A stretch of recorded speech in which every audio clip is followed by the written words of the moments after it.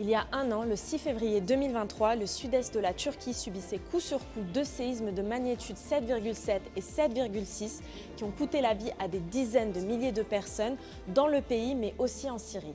C'est la catastrophe du siècle qui a changé la vie à tout jamais de millions de personnes. Médecins du Monde Turquie, nous sommes présents dans plus de 45 pays où nous avons des interventions médicaux, que ce soit de première urgence ou sur des projets à plus long terme.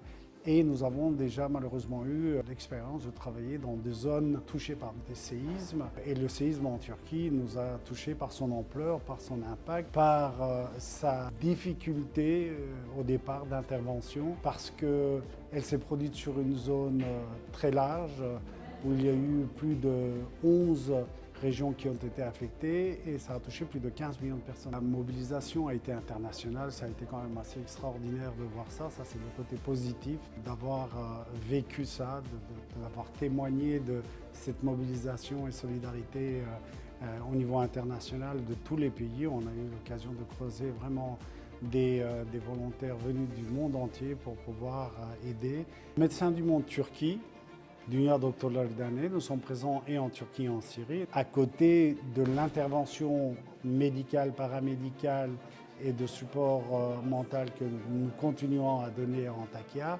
c'est la construction d'une école qui va pouvoir donner, nous espérons, un environnement plus agréable, plus sain aux enfants pour les aider à mieux récupérer et pour les aider à surmonter le traumatisme qu'ils ont vécu avec le tremblement de terre. L'exposition présentée ce jour retrace précisément le déroulement du projet mené sur place par Médecins du Monde Turquie. Ce projet met en valeur le partenariat historique et solide entre le réseau Médecins du Monde et l'AFD.